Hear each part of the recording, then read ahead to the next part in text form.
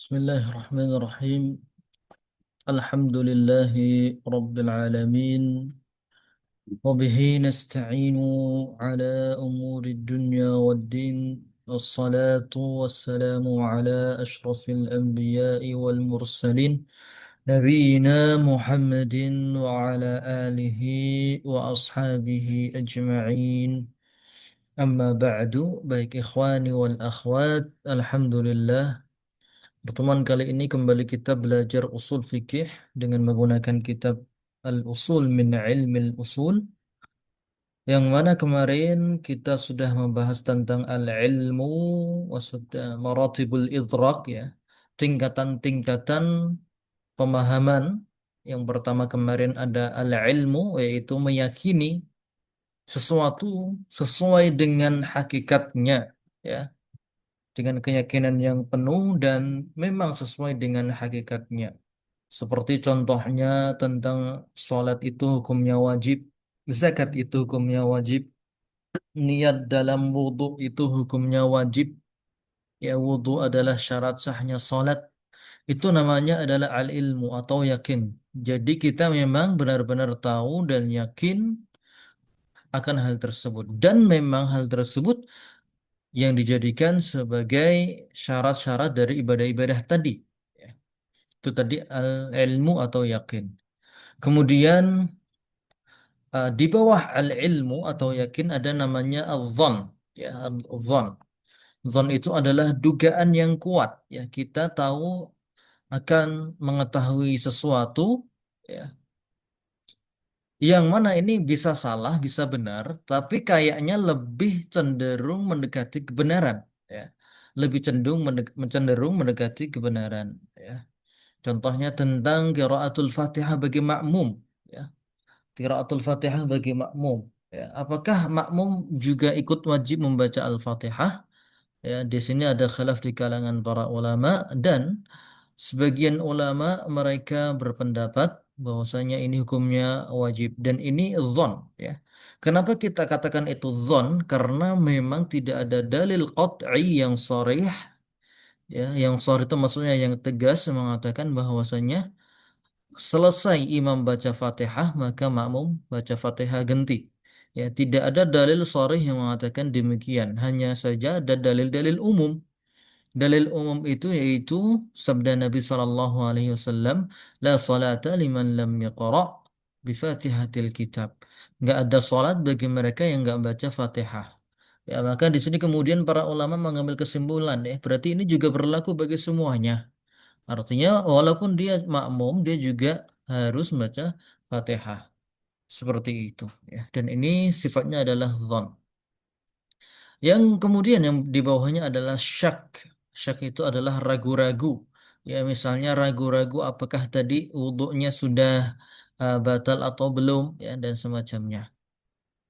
Di bawah syak ada waham, yaitu dugaan yang lemah. Ya, mengetahui sesuatu dengan kemungkinan, ya, kayaknya lebih cenderung kepada salah, ya. Jadi pengetahuan dia, ya, dia menulis jawaban, dia masih ragu-ragu dan dia merasa bahwasanya jawabannya masih banyak salahnya. Oke.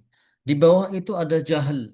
Jahil ini artinya 0%, ya, berarti dia tidak tahu sesuatu, ya. Dia tidak tahu akan suatu hukum misalnya. Ini terbagi jadi dua, jahal basit sama jahal murakkab. Jahal basit, ya, itu adalah kejahilan yang ringan, artinya dia tahu dan dia mengaku sadar bahwasanya dia itu tidak tahu. Ya, ketika ditanya apa hukum ini, Allahu a'lam, apa hukum itu, aku tidak tahu, la adri, ya, seperti itu. Itu namanya jahal basit. Ya, jadi dia nggak tahu dan sadar kalau dia tidak tahu. Di bawah jahal basit ada namanya jahal murakkab, dan ini yang paling parah, yaitu dia tidak tahu tapi ngaku-ngaku tahu, ya. Dia tidak tahu tapi ngaku-ngaku tahu. Baik, itu tadi maratibul idrak. Kemudian ilmu terbagi juga menjadi dua dalam klasifikasi yang lain, ya. Ada namanya ilmu daruri dan ada namanya ilmu nazari. Ilmu daruri itu adalah ilmu yang diketahui oleh mayoritas manusia nggak tanpa belajar sekalipun. Ya. Jadi ini memang bawaan ya. Allah memang menciptakan manusia memiliki bekal-bekal ini tanpa harus dia bersusah payah untuk mempelajarinya. Ya, misalnya satu lebih besar daripada setengah, satu ditambah satu sama dengan dua. Ya, matematika sederhana seperti ini, hampir semua orang tahu akan hal tersebut. Kita nggak perlu repot-repot membuktikan, nggak perlu repot-repot mencari dalil akan hal-hal sederhana tadi. Salah satunya juga adalah sebab dan musabab. Ya, adanya sebab dan musabab. Adanya apa namanya? Misalnya ketika seorang dipukul, maka dia akan merasa sakit, ya. Dan ketika dia dipukul, dia tahu ada yang memukulnya, ya. Sesuatu terjadi pasti karena ada yang menjadikannya, ya. Likulli hadisin, likulli hadisin muhdis. Ya, setiap ada sesuatu yang terjadi, maka ada yang mengadakannya. Ya, misalnya apa namanya baju yang kita pakai itu pasti ada yang menjahitnya. Tidak mungkin baju ini terjadi dengan sendirinya. Ya. Peci yang kita pakai ini, ya, itu pasti ada yang membuatnya juga. Tidak mungkin peci ini tiba-tiba muncul begitu saja. Ya. Apapun yang kita pegang, ya, meja kah, HP kah, buku kah, itu semuanya pasti ada yang membuatnya. Ya, likulli hadisin muhdis. Setiap ada yang baru, maka ada yang membuatnya. Kemudian pengetahuan bahwasanya api itu panas, ya, hampir semua makhluk yang berakal tahu bahwasanya api itu panas, nggak perlu dia membuktikan dan segala macamnya. Kemudian pengetahuan bahwasanya Muhammad adalah Rasul Allah, ini bagi kaum muslimin, ya, ini adalah ilmu yang daruri. Berikutnya ada ilmu nadhari. Ilmu nadhari adalah ilmu yang membutuhkan istidlal, yang membutuhkan perenungan, yang membutuhkan, ya, penelaahan, ya. Misalnya tentang wajibnya niat dalam wudhu, niat dalam sholat, niat dalam setiap ibadah. Ya, kita mengetahui bahwasanya niat itu syarat, ya, hanya yang harus ada dalam setiap ibadah. Dari mana kita tahunya? Kita tahunya dengan cara mencari dalil. Dalilnya apa? Dalilnya adalah sabda Nabi Shallallahu Alaihi Wasallam, Innamal a'malu binniyat. Ya, jadi kita cari dulu dalilnya.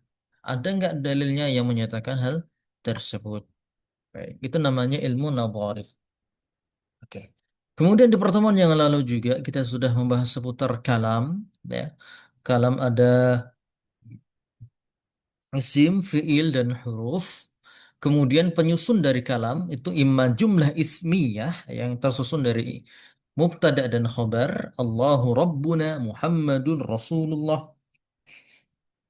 Ya, al-ilmu nurun dan seterusnya. Ada mubtada dan ada khobar. Kemudian yang kedua adalah jumlah fi'liyah, yaitu jumlah yang diawali dengan fi'il, ya. Jumlah yang diawali dengan fi'il. Jumlah yang diawali dengan fi'il ini yaitu depannya fi'il, belakangnya fa'il. Misalnya ja'a Zaidun, qama Muhammadun, ya, dhahaba Umar dan seterusnya. Oke. Ini berkaitan dengan ilmu nahwu. Berikutnya, eh, kemarin juga sudah kita bahas tentang apa itu khobar dan apa itu insya. Ya. Kalau ditinjau dari segi benar atau tidaknya, ada namanya khobar dan ada namanya insya. Khobar artinya adalah informasi atau berita, yang mana kalimat informasi itu ada kemungkinan benar dan juga ada kemungkinan salah. Ya.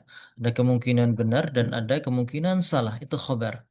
Ya, tanpa kita melihat eh, siapa yang mengucapkan, ya. Oke, asalnya informasi itu bisa benar, bisa salah, ya. Kecuali nanti apabila ditelisik siapa yang mengucapkan informasi tersebut. Jika yang mengucapkan informasi atau khabar ini adalah Allah Azza wa Jalla atau Muhammad Sallallahu Alaihi Wasallam Rasulullah, ya, maka itu pasti benar. Ya, wa man asdaqu minallahi qila, wa man asdaqu minallahi hadisa, dan tidak ada yang lebih benar perkataannya daripada Allah. Ya, seperti itu. Dan juga Nabi Muhammad Sallallahu Alaihi Wasallam adalah as-sadiqul masduq. Ya, apa yang beliau ucapkan itu adalah kebenaran. Ya. Jadi apa yang dibawa oleh Nabi, apa yang difirmankan oleh Allah itu sifatnya mutlak benar. Oke. Kemudian Kalau seandainya ucapan itu diucapkan oleh orang yang tidak mungkin berkata benar, ya, seperti ya, apa namanya yang dikatakan oleh orang yang mengaku nabi palsu, ya, maka ucapannya tersebut tidak mungkin benar. Ya, baik.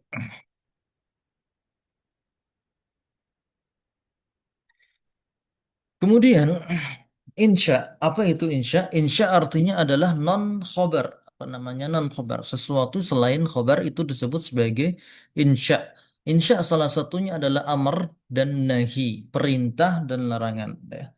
Kalimat perintah atau kalimat larangan. Contohnya wa'budullah, ini perintah, wala tusyriku bihi syai'a, ya. Dan ini larangan. Oke, itu adalah insya. Ya, insya artinya adalah pokoknya selain informasi. Kalau khobar itu informasi, kalau insya itu berarti selain informasi. Seperti perintah dan larangan. Di situ tidak ada apa tidak ada informasi. Di situ hanya berupa perintah untuk mengerjakan sesuatu atau meninggalkan sesuatu. Baik. Kemudian sekarang kita akan masuk ke bab yang apa subbab ya, subbab yang baru yaitu hakikat dan majaz. Hakikat dan majas. Hakikat artinya kalimat ya kita simpelnya kalimat yang sesuai dengan maknanya ya. Maknanya sesuai dengan apa namanya istilah aslinya ya. Istilah aslinya. Adapun majas artinya adalah kata kiasan ya. Hakikat berarti ya memang itu untuk itu ya. Sementara majas itu adalah kiasan. Kita meminjam kata-kata untuk kemudian disandarkan kepada orang lain ya. Contohnya seperti kata nur ya. Nur artinya cahaya ya. Nurun artinya cahaya. Misalnya al-misbahu nurun, lampu itu bercahaya atau al-misbahu munawwir ya. Lampu itu bercahaya. Oke. Contohnya cahaya ya atau bersinar. Bersinar. Contohnya pada kata lampu itu bersinar. Maka ini adalah hakikat ya. Ini namanya hakikat karena memang lampu itu benar-benar ada sinarnya, ya. Memang benar-benar lampu itu ada sinarnya. Kemudian contoh yang majas dari kata bersinar yaitu al-ilmu nurun, ya. Al-ilmu nurun. Ilmu adalah cahaya. Maka ini adalah majas. Ya. Ya, ilmu adalah cahaya. Artinya adalah makna kiasan. Bukan berarti bukunya mengeluarkan sinar, ya. Bukan berarti ketika baca Quran, Qurannya kemudian jadi bercahaya, ya kecuali kalau pakai HP. Ya. Jadi ilmu itu adalah cahaya. Maksudnya adalah cahaya yang menerangi kejahilan, ya, yang membuat seseorang bisa memilih mana yang benar, mana yang salah. Ya. Maksudnya adalah cahaya secara majas atau kiasan. Sementara tadi lampu itu bercahaya, maka ini adalah hakikat. Matahari bercahaya, bulan ya bercahaya. Itu maksudnya hakikat. Memang benar-benar ada cahayanya. Oke, jadi itu hakikat dan majas. Oke, di sini kalam ataupun perkataan jika ditinjau dari sisi penggunaannya maka terbagi menjadi dua. Yang pertama ada namanya hakikat, yang kedua ada namanya majas. Hakikat adalah lafaz yang digunakan sesuai dengan makna asal peletakannya. Contohnya singa atau asad itu adalah hewan buas ya. Singa itu hewan buas ya. Oke. Penjelasan definisi kata yang digunakan mengecualikan lafaz yang sia-sia muhmal, maka ia tidak disebut hakikat ataupun majas. Kata sesuai makna asal peletakannya mengecualikan majas. Oke. Kemudian hakikat ini juga pembagian hakikat. Hakikat terbagi menjadi tiga. Yang pertama adalah lughawi, yang kedua ada syar'i, dan yang ketiga ada urfi. Lughawi, syar'i, dan urfi. Ya, jadi hakikat ada apa namanya anaknya ya, ada rinciannya. Ada hakikat lughawiyah, hakikat syar'iyyah, dan hakikat urfiyah. Apa itu? Semuanya kita bahas satu persatu. Hakikat lughawiyah adalah lafal yang digunakan sesuai makna asal dalam bahasa, mengecualikan hakikat syariah dan urfiyah, ya. Jadi kata yang maknanya ini bisa kita cari dalam kamus-kamus bahasa. Ya, misalnya kata salat secara bahasa artinya doa, ya. Salat secara bahasa artinya doa. Islam secara bahasa artinya berserah diri, ya, seperti itu, ya. Definisi-definisi yang di apa namanya yang bisa kita bawa ambil dari kamus-kamus bahasa. As-salatu artinya doa, artinya doa, ya. Misalnya berarti Allahumma sholli alaihi, ya Allah doakanlah dia, ya, ya Allah doakanlah dia. Baik, itu lafadz salat. Salat bermakna secara bahasa artinya doa. Contoh yang lain tadi seperti Islam secara bahasa artinya adalah berserah diri, ya. Makna ini bisa kita cari dari ahli bahasa. Ya, kalau sekarang dalam kamus, ya, kita bisa mencarinya dalam kamus-kamus bahasa. Ya, setiap istilah-istilah yang biasa kita pakai itu memiliki makna-maknanya. Dalam istilah-istilah syar'i, ya, seperti zakat, ya, seperti haji, ya, seperti as-siyam, misalnya as-saum lughatan al-imsak. Puasa secara bahasa artinya adalah imsak. Imsak itu menahan diri. Baik.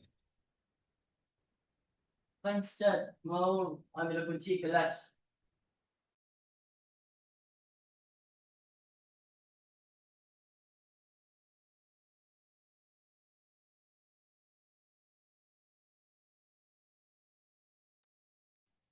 Oke, baik, kemudian yang kedua ada namanya hakikat syar'iyyah, yaitu lafal yang digunakan sesuai dengan makna asal dalam istilah syariat.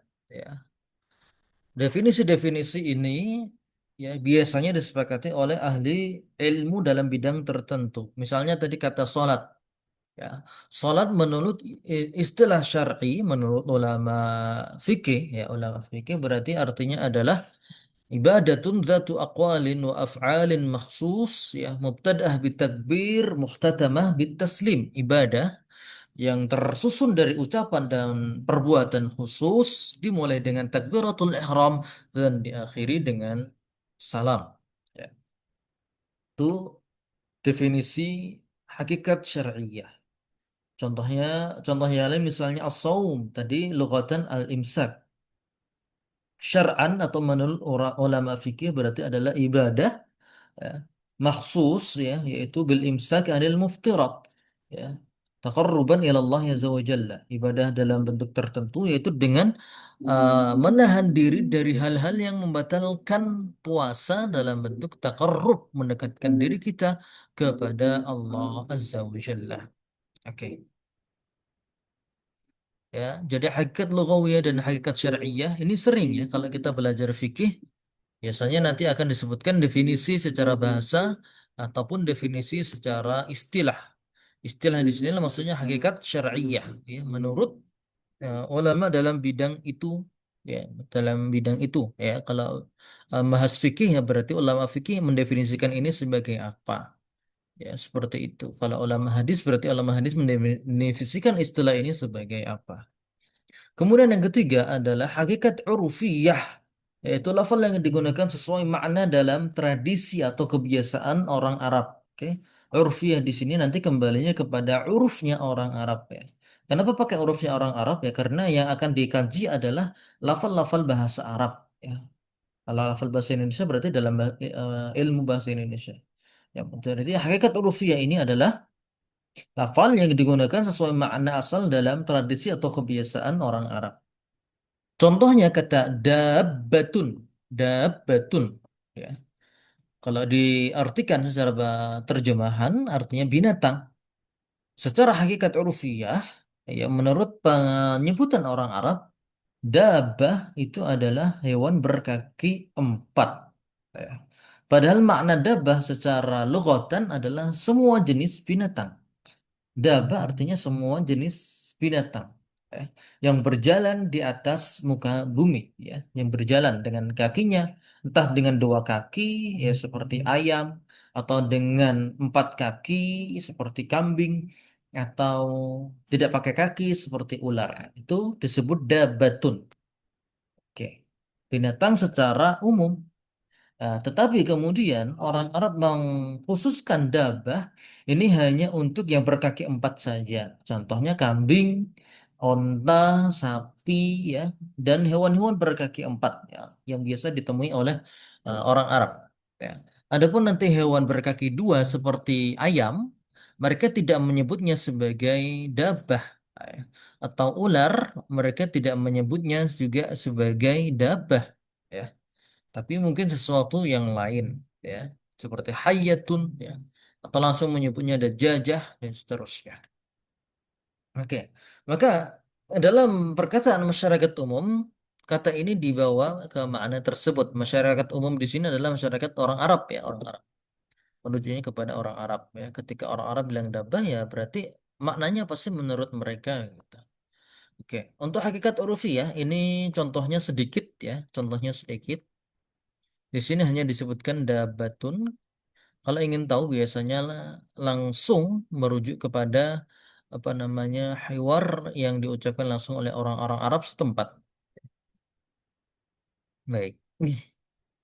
Manfaat pembagian ini agar kita menempatkan setiap lafal pada maknanya, pada makna hakikinya sesuai konteks penggunaan. Penggunaan ahli bahasa dibawa ke hakikat bahasa, penggunaan syar'i dibawa ke hakikat syar'i, penggunaan masyarakat, ya, atau urfi dibawa masyarakat umum kepada hakikat urfi, ya, seperti itu. Ya. Jadi misalnya nanti kalau dalam sebuah hadis disebutkan eh, misalnya kata sunnah, ya, afwan. Misalnya kata sholat tadi, ya, kita pakai contoh kata sholat, ya.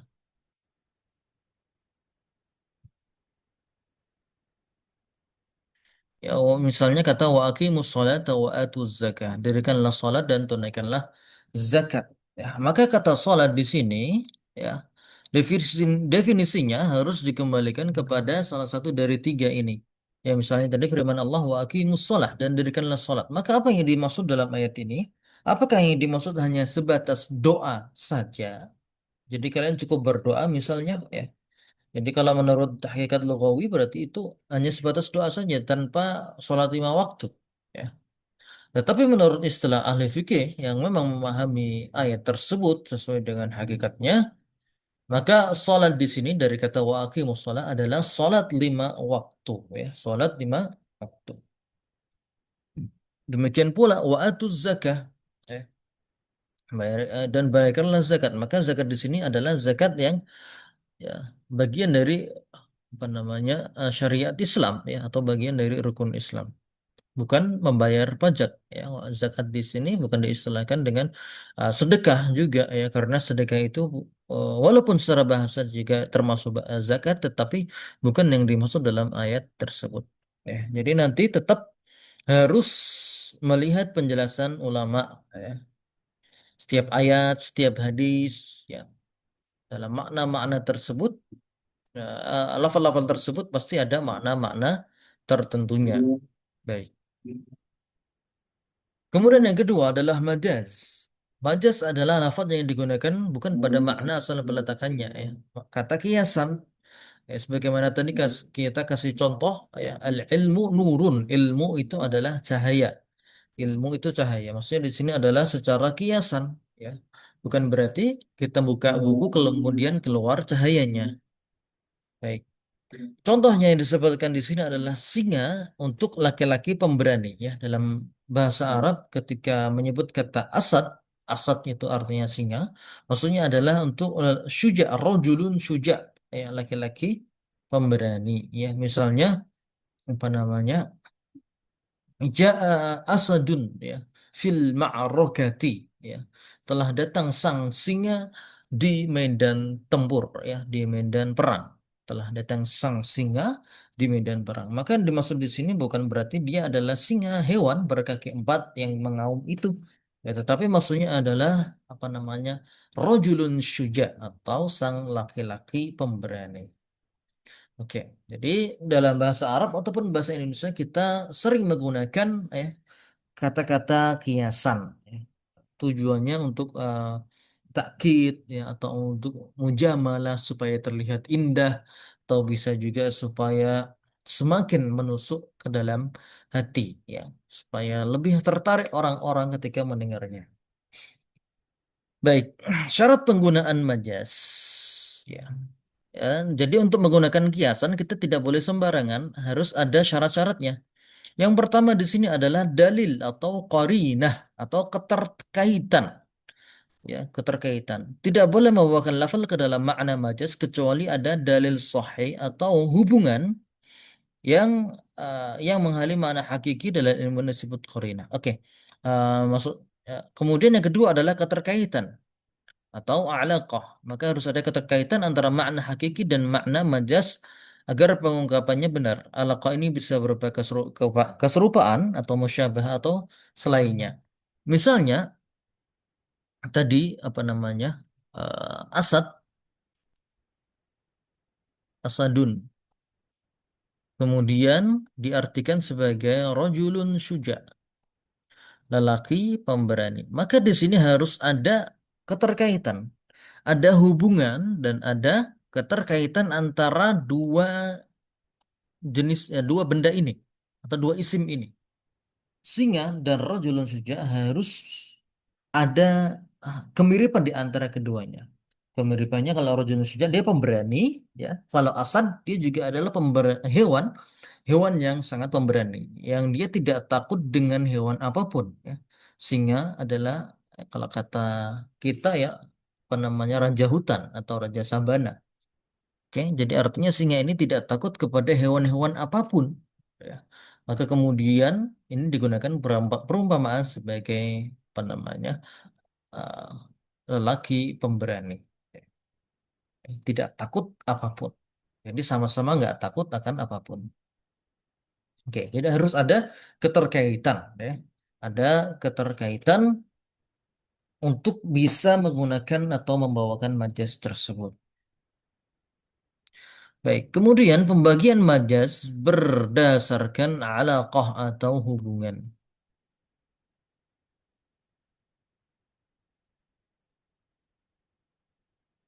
Eh,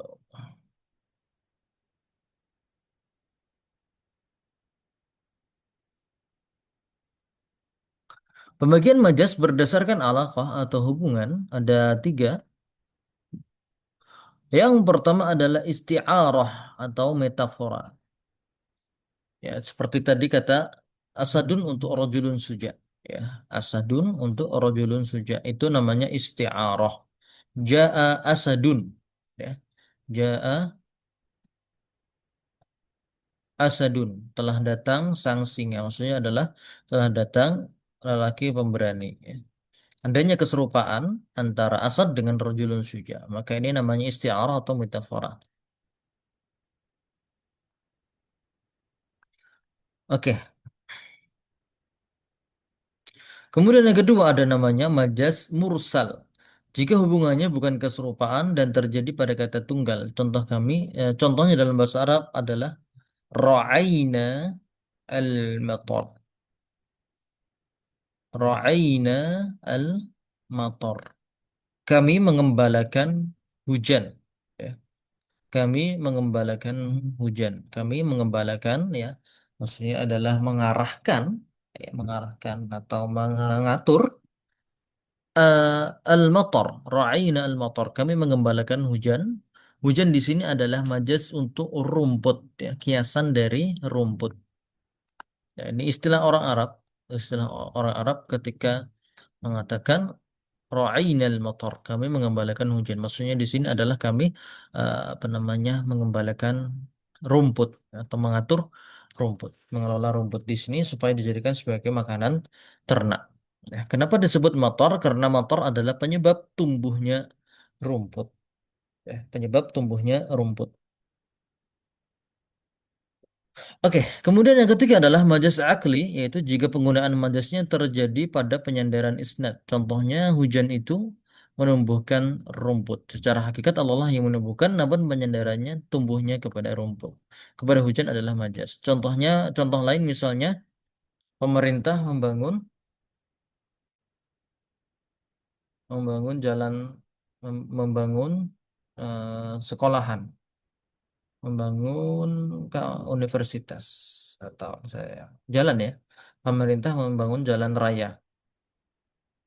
Kata pemerintah membangun jalan raya ini adalah majas akli karena yang benar-benar mengaduk semen atau mengecor itu bukan dewan, anggota dewan ya, tetapi yang melakukan itu adalah tukang-tukang. Ya, yang melakukan itu adalah tukang-tukang dan ada insinyurnya, kemudian ada mandornya. Ya, sementara pemerintah di sini hanya mengesahkan saja, memberikan dana, ya, kemudian menargetkan dan segala macamnya. Ya, jadi pemerintah membangun jalan, pemerintah membangun bandara, pemerintah buat ini, buat itu, buat segala macamnya. Bukan berarti dia yang langsung turun tangan, angkat-angkat bata, angkat-angkat pasir, angkat-angkat semen, ya. Tetapi maksudnya adalah dia yang mengesahkan. Sementara yang melakukannya adalah ya tukang-tukangnya. Oke, itu namanya majas akli. Misalnya ini ada pembahasannya secara rinci dalam bab-bab tertentu. Ya, dalam bab tertentu akan dibahas secara rinci dan di sini hanya sebatas mukaddimah saja. Oke, kemudian di antara jenis-jenis majas mursal, ini subbab yang baru juga, ada namanya majas bil ziyadah dan ada namanya majas bil hadfi, penambahan dan pengurangan. Nah, penambahan artinya menambahkan kata yang sebenarnya tidak diperlukan, ya. Menambahkan huruf atau kata yang sebenarnya tidak diperlukan dalam kaidah bahasa Arab. Kalau majas bil hadfi artinya mengurangi kata-kata, ya, mengurangi kata supaya terlihat lebih ringkas. Oke, kita mulai dari majas ziyadah dulu, yaitu menambahkan kata. Contohnya di sini adalah kata laisa kamitslihi syai'un, ya. Laisa kamitslihi syai'un. Oke. Laisa artinya tidak ada. Ka artinya seperti. Misli artinya seperti, ya. Syai'un artinya sesuatu. Ya, jadi sepertinya di sini dua kali, ya. Ka dan misli itu maknanya sama. Ka artinya seperti, misli artinya seperti. Jadi kalau kita sambung berarti tidak ada yang seperti yang seperti dia suatu apapun, ya. Tidak ada yang seperti dia suatu apapun. Jadi yang sepertinya ini dua kali. Ini namanya ziyadah atau penambahan kata, ya. Maka para ulama berkata bahwasanya huruf kaf, ya, di sini adalah tambahan untuk memperkuat peniadaan kesurupan bagi Allah. Oke. Secara makna, lugatan, secara definisi bahasa ini penambahan kata yang tidak perlu gitu menurut ahli bahasa. Tetapi sebenarnya ini adalah taukid, ya. Jadi para ulama ahlus sunnah ini bukan kata yang sia-sia, bukan kelebihan kata yang tidak ada maknanya, tetapi berfungsi untuk taukid. Taukid artinya penguat. Oke, ya, jadi diulang dua kali supaya lebih kuat. Oke. Kemudian yang kedua adalah majaz bil hadfi atau pengurangan. Contohnya was'alil qaryah, dan tanyalah kepada desa itu. Tanyalah kepada desa. Maksudnya tanyalah kepada para penduduk desa.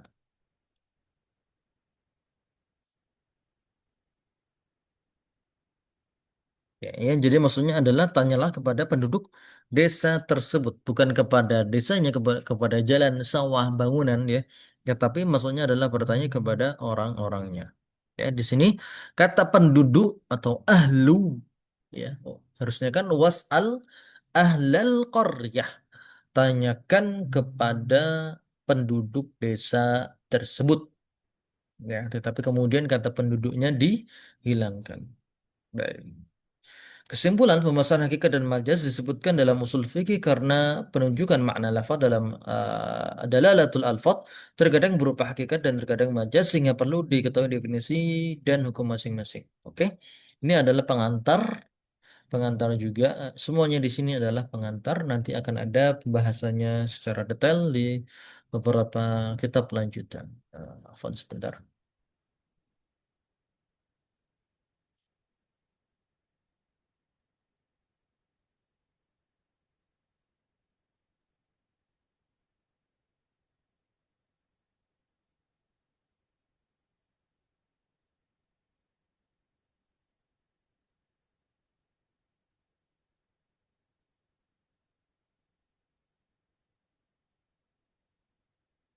Baik. Sekarang kita akan masuk ke bab yang baru.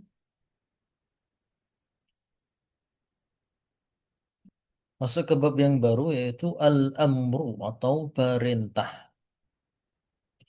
Bentuk-bentuk perintah dalam dalil-dalil syar'i, dalam Al-Quran, dalam hadis, ya. Kemudian maksudnya apa, faedahnya apa, kita akan bahas dalam bab ini. Baik. Perintah, bahasa Arabnya adalah al-amru. Ya. Al-amru atau perintah adalah ucapan yang mengandung tuntutan, ya, ucapan yang mengandung tuntutan untuk melakukan suatu perbuatan dengan cara isti'la, ya. Isti'la artinya datang dari pihak yang lebih tinggi kedudukannya. Ya, contohnya dari orang tua kepada anak. Ya, orang tua minta kepada anaknya, misalnya ah, apa namanya, ayo sholat, gitu kan. Sholatlah nak, gitu kan. Ayo nak sholat. Ya. Itu namanya amr, ya. Jadi ucapan yang mengandung tuntutan untuk melakukan sesuatu dan ini datang dari yang kedudukannya tinggi kepada kedudukannya yang rendah. Orang tua kepada anaknya. Ayo nak sholat, ayo nak bersihkan rumahnya, ayo nak rapikan tempat tidurnya. Ya, itu namanya amr. Baik, contohnya di sini adalah firman Allah kepada manusia, wa aqimus sholata wa atuz zakah. Allah berfirman kepada siapa? Kepada manusia. Wa aqimu as-shalah. Dan dirikanlah salat. Wa atu az-zakah. Dan tunaikanlah zakat. Oke. Ini adalah perintah. Ya, amr itu bisa dilihat dari fi'il amr ya. Ijlis, ya. Kum, aqimu, salli, ya. Uktub, ikra, dan sejenisnya. Baik. Kemudian bentuk-bentuk perintah atau siyagul amr, bentuk-bentuk perintah. Ada pertama yaitu fi'il amr. Amr itu ada beberapa model. Yang pertama adalah fi'il amr, ya seperti tadi. Utlu, ya, sholli, aqimus shalah, atuz zakah, ya. Kemudian misalnya wa atimmul hajja wal umrata lillah wa atimmu dan seterusnya. Ya, jadi fi'il amr, ijlis, iqra, uktub dan seterusnya. Di sini utlu dari kata tala yatlu. Tala yatlu membaca. Utlu ma uhiya ilaika minal kitab. Bacalah apa yang telah diwahyukan kepadamu dari kitab. Oke, itu yang fi'il amr dan ini yang paling banyak dalam Al-Qur'an, ya. Ya ayuhan nas u'budullah. Ya u'budullah itu adalah perintah juga. Baik. Yang kedua isim fi'il amr, kata benda isim yang bermakna perintah. Contohnya di sini hayya 'alas shalah. Dan ini tidak banyak ya. Isim yang bermakna fi'il amr ini tidak banyak. Contohnya adalah hayya, hayya 'alas shalah. Hayya artinya mari, ya. Mari. Hayya 'alas shalah, marilah menuju salat. Marilah menuju salat. Hayya 'alal falah, marilah menuju kemenangan. Oke, yang ketiga dari bentuk amr adalah masdar yang menggantikan fi'il amr. Ya, masdar itu isim ya, isim masdar yang menggantikan fi'il amr. Fa idza laqitumul ladzina kafaru fadarbar riqab. Darba, darbun ya dari kata daraba yadribu darban ya. Daraba yadribu darban. Darban, darbun, darbin ya. Ya, kalau di sini fadarbar riqab. Kata darba ini adalah masdar dari darba yadribu. Fa idza laqitumul ladzina kafaru, apabila kamu berjumpa dengan orang-orang kafir, fadarbar riqab, maka penggalah leher-leher mereka. Ya, ini ketika di medan perang. Ketika kita berperang di medan perang, melihat ada orang kafir, ya maka fadarbar riqab, penggalah leher-leher mereka. Artinya adalah idrib ar-riqab. Idrib ar-riqab. Pukullah leher mereka dengan pedang. Ya, pukullah leher mereka dengan pedang. Dorba artinya idrib. Ya, dorba itu isim menggantikan fi'il amarnya. Fi'il amarnya idrib. Baik. Yang keempat, fi'il mudhari' yang disertai lamul amar. Fi'il mudhari' yang disertai lam al-amar. Contohnya litu'minu billahi wa rasulih. Ya, ada li dan tu'minu. Ya, linya adalah lamul amr, tu'minu fi'il mudhari' dari kata amana yu'minu, tu'minuna. Ya, tu'minuna artinya kalian beriman. Tambahkan li lamul amr, li tu'minu. Li tu'minu billahi wa rasulih, agar kamu beriman kepada Allah dan Rasulnya. Oke, itu fi'il mudhari' ini disertai dengan lam amr. Liyashrab misalnya, liyajlis, liyaqra'al kitaba, supaya dia membaca kitab ya, dan seterusnya. Oke, dari empat jenis atau empat bentuk fi'il amr, empat bentuk amr yang paling masyhur adalah fi'il amr yang pertama. Oke, kemudian ada isim fi'il amr, ada masdar dan ada fi'il mudhari dengan lamul amr. Oke. Kemudian sub poin berikutnya, perintah yang dipahami tanpa sighatul amr. Ya. Tuntutan untuk melakukan perbuatan tidak selalu datang dalam bentuk perintah langsung, tetapi bisa dipahami dari hal-hal berikut. Ya. Sesuatu yang apa namanya dituntut, ya, dituntut oleh Allah, apa namanya, dituntut untuk dilakukan. Ya. Jadi caranya kita tahu suatu perbuatan itu diminta oleh Allah.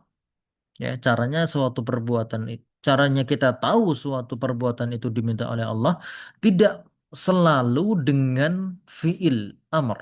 Ya, tidak selalu dengan fiil amr. Misalnya sholat. Ya, sholat dalilnya jelas wa aqimus shalah wa atuz zakah. Kemudian misalnya zikir, ada nggak ayat yang mengatakan ya ayuhan nasu dzkurullah? Ada ternyata. Ya, fadzkuruni adzkurkum. Ya. Kemudian misalnya apa namanya? eh, banyak ya, banyak hal-hal yang wajib tetapi tidak disebutkan fi'il amrnya dalam Quran. Ya. Oke, jadi hal-hal tersebut bisa kita ketahui hukumnya wajib tidak melulu dengan sigo-sigo amr di atas. Tetapi bisa juga apabila perbuatan tersebut dihukumi fardu, ya, atau perbuatan tersebut disebut wajib, atau perbuatan itu disebut mandub atau dianjurkan, atau perbuatan tersebut disebut sebagai ketaatan, atau perbuatan tersebut pelakunya dipuji ketika melakukannya atau dicela ketika meninggalkannya. Atau ketika melakukan perbuatan itu maka dapat pahala, dan ketika nggak melakukan itu maka ada hukuman atau dosa atau iqab. Ya, itulah ya tata cara kita mengetahui suatu perbuatan itu diminta oleh Allah, ya, tidak melulu dengan empat sighatul amr di atas, tapi kalau memang disifati sebagai misalnya sedekah itu hukumnya fardu, atau apa namanya ghuslul jum'ati wajibun ala kulli muhtalim, mandi Jumat itu hukumnya adalah wajib, ya, dan seterusnya, maka kita bisa tahu bahwasanya perbuatan-perbuatan itu memang diminta, ya, diminta secara syar'i, diminta secara syar'i. Baik. Kemudian ma taqtadhihi sighatul amr. Ma taqtadhihi sighatul amr. Konsekuensi dari sighatul amr. Ketika ada perintah, maka apa konsekuensinya?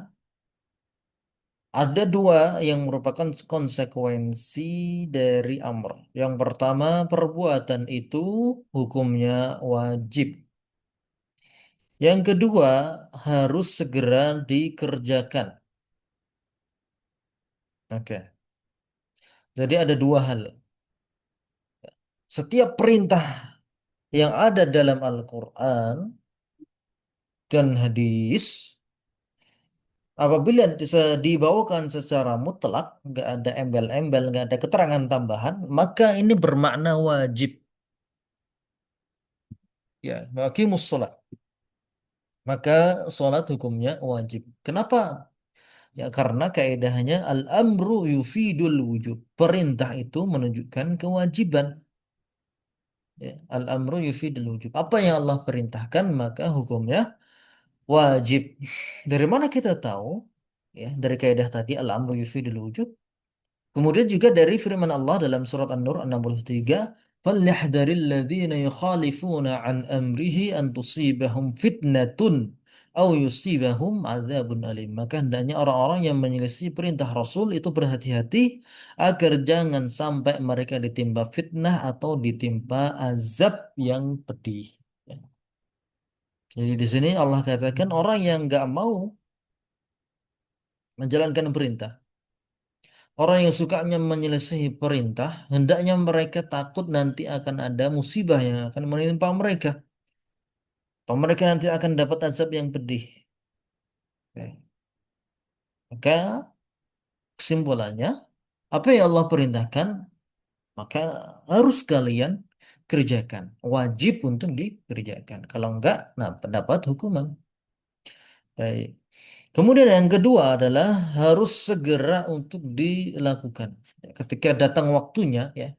Tadi misalnya perintah sholat, maka nanti kan ada keterangannya. Kapan sholat zuhur itu dilakukan? Kapan sholat asar itu dilakukan? Oke. Ketika telah datang waktunya sholat zuhur, maka kita harus bersegera menuju sholat zuhur.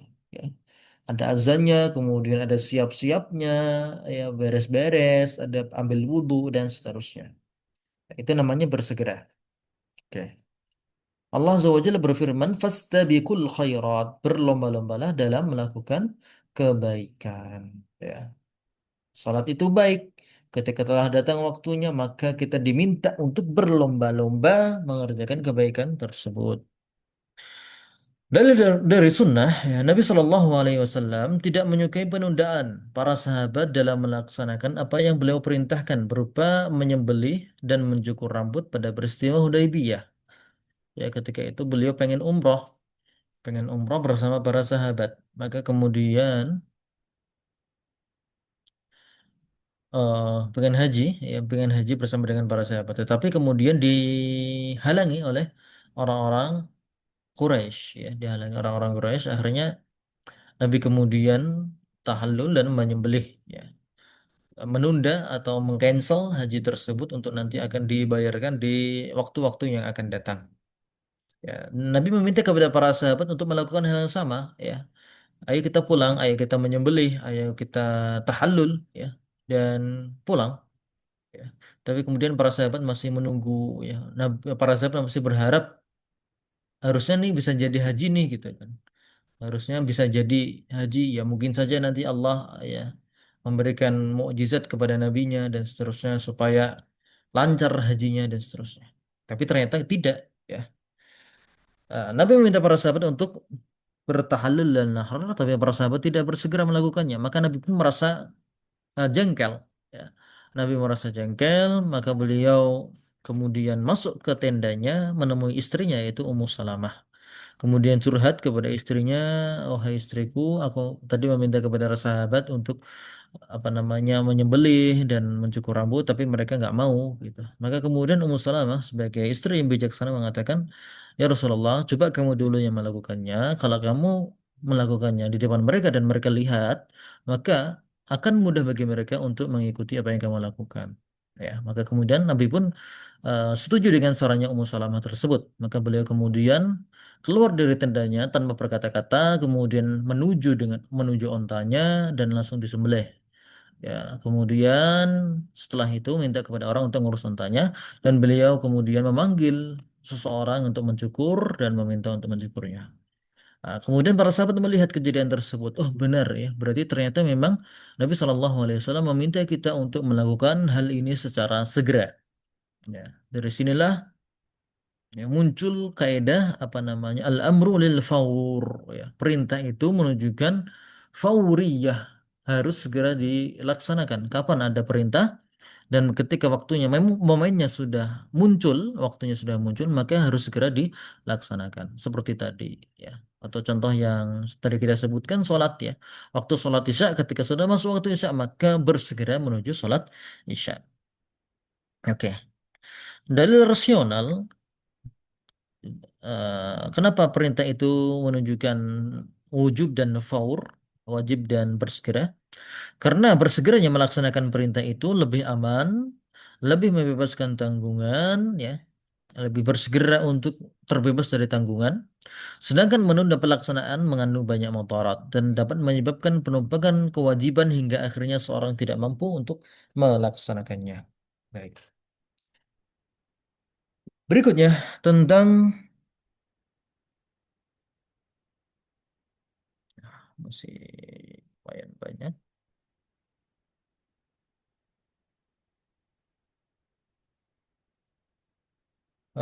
Perintah atau masih banyak lumayan.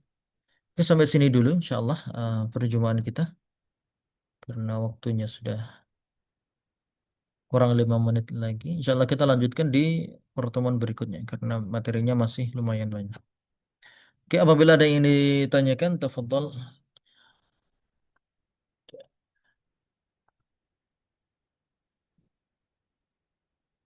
Kita buka sesi tanya jawab.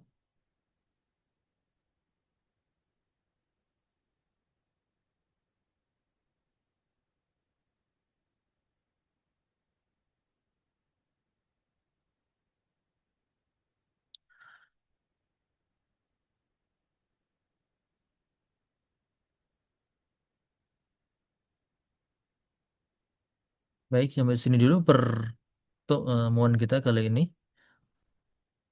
Apabila ingin disampaikan nanti bisa disampaikan di grup.